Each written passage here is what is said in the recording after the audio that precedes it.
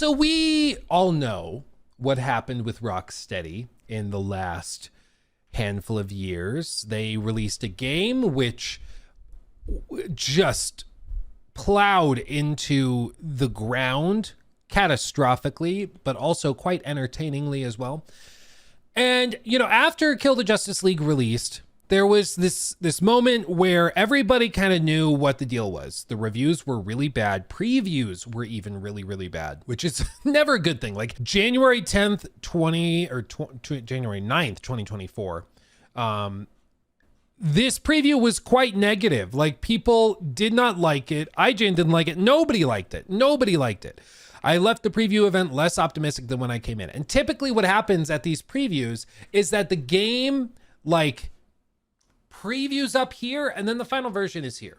That's typically what happens, because you get a sliver of what are the best elements the game has to offer. Because of course, if they're going to try to sell you on a game at a preview, they're only going to show you like the best of the best stuff they have, which makes sense. I'm not saying that they should show you the worst that they have. I mean, it'd be nice to know, but it's a marketing event. Of course, they're going to try to make the game look as good as it possibly can be, or as good as it possibly can. But if it previews here, you can expect the final release will probably be somewhere in here. It's extremely rare for the preview to be here and for the game to end up being even better than the preview. Sometimes some previews are really bad and it's just weird cuts of the game and it makes you think it's gonna suck, but then you play the actual game and it's like, why didn't you lead with that? That's way better. So sometimes that happens, but with Suicide Squad, previews were down here and that's not good, because it implies that the final version, when you see everything they have to offer, it's just gonna be way, way, way worse, you know?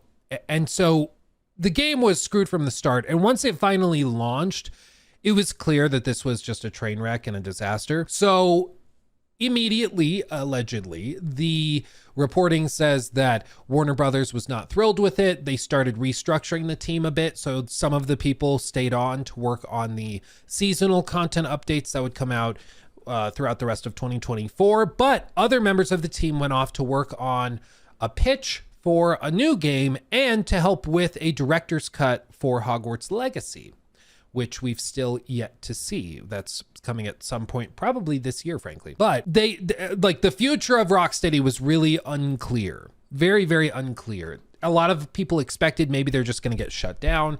Honestly, that wouldn't have surprised, I think, anybody, because a lot of the core talent that made like Batman Arkham Knight, Batman Arkham City, they left when Jamie Hill and Sefton Walker, or Sefton Hill, Jamie, I don't know, whatever their names are, the founders of Rocksteady, they left, created a new studio, brought a bunch of veterans from Rocksteady over to that studio. So a lot of the like OG guys are no longer working there. So it wouldn't be that surprising if they took a new direction and maybe just closed them down. But allegedly their pitch is nearing completion, allegedly. And there's some information. So what is this information? Well, as reported here from Push Square, this comes from a leaker that goes by the name Lunatic Ignis. Lunatic Ignis, this should tell you everything you need to know about the credibility of this report. A rumor linked to allegedly accurate leaker. What is allegedly accurate? What does that even mean? Like, either they're accurate in the past or they're not. What do you mean allegedly accurate? Like, isn't everybody on this planet allegedly accurate? Like, what? And you click on the link to the leaker, and this is apparently the same guy that leaked and claimed that Black Myth Wukong would feature 160 enemy types and 80 bosses. So,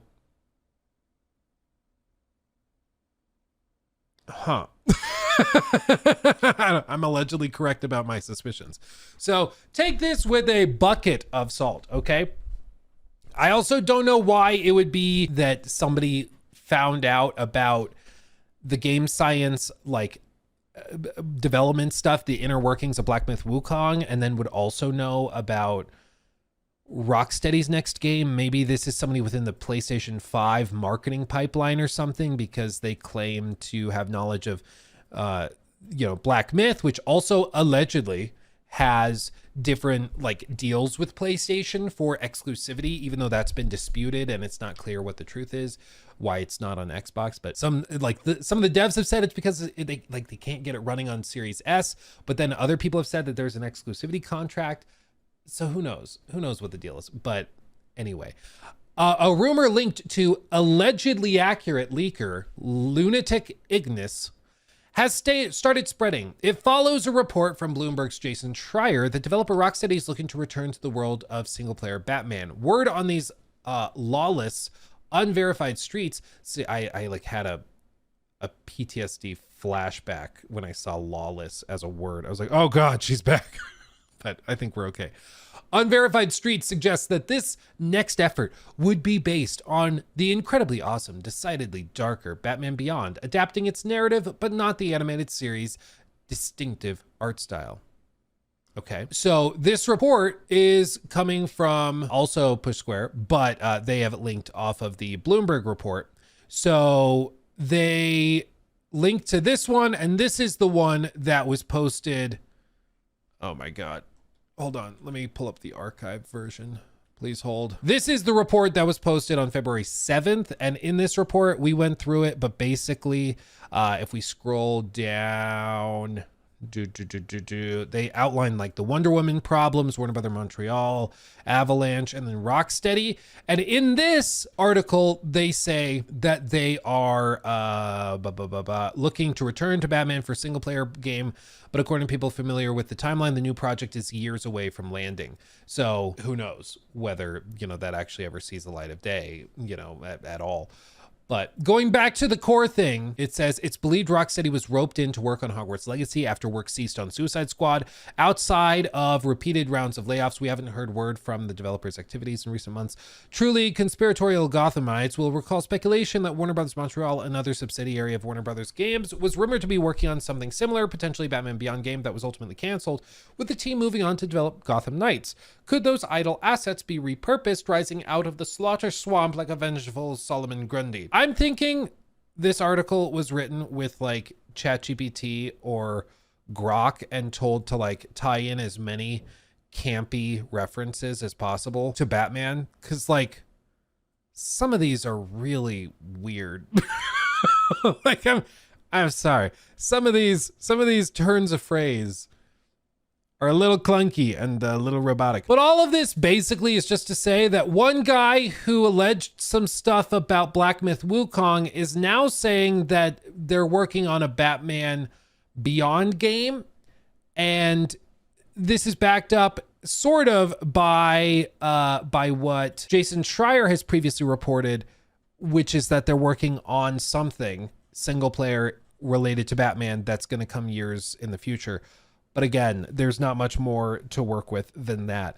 So we're back where we started, which is that we don't really know what they're working on, and it could be something cool. But here's my thing, okay? The Rocksteady, like when you think of Rocksteady's working on a new Batman game, you get excited because you're thinking of the Rocksteady that made Arkham Knight, that made Arkham City, that made Arkham Asylum. Some of my favorite games of all time. I love Arkham City. I love Arkham Asylum. But that studio is not this studio. Rocksteady of 2010, 2011 is gone. Like they just are. We're going on 15 years after the fact, and a lot of things have changed. In the lead up to the launch of Suicide Squad, a lot of the core devs left Rocksteady because they knew that this was a sinking ship. Even before we got close to the launch of this, a lot of people who had worked at Rocksteady before left because they were like, I don't want to work on a live service game. I'm going to go work over here or over there. A studio is not the building. A studio is a collection of people and talents.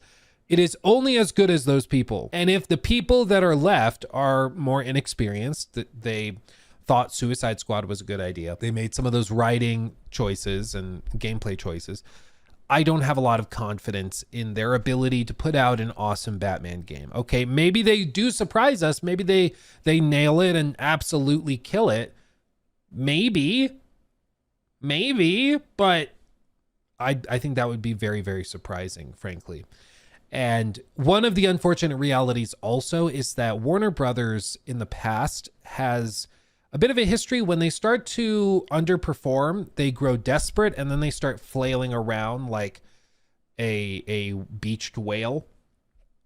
And I don't know if beached whales actually flop around. Like a beached octopus, if they can even be beached. I don't know, because they can technically crawl. It's beside the point. The analogy's messy. The point is, they start freaking out and doing things a little chaotically and not making the best decisions, okay? Are you calling them fat? Canceled. So I would be afraid that Warner Brothers leadership is like, oh God, the Wonder Woman game is in development hell. Oh God, Rocksteady blew their last game. What are we going to do? We need to put loot boxes in everything. We need to figure out how to maximize the monetization in everything. So the new Batman Beyond game, we'll put loot boxes in there. We're going to also, you know what? Why not? Let's try NFTs. Those are making a comeback, right? Sure. Why not?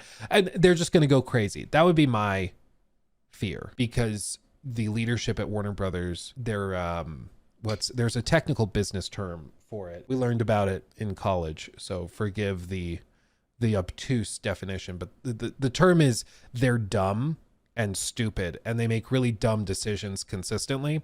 And so I just don't have a lot of confidence in them. So even if this looks like, ooh, that could be cool, a Batman Beyond game made by Rocksteady, just remember, it's not the same Rocksteady that we know and love. Duh. It's a different team entirely. So take it with a grain of salt. Even when you see a really cool trailer or something, remember, the team we loved is gone. And maybe this new team is capable of awesome stuff, but they definitely did not demonstrate that with Suicide Squad. So I'll believe it when I see it. He took my thing.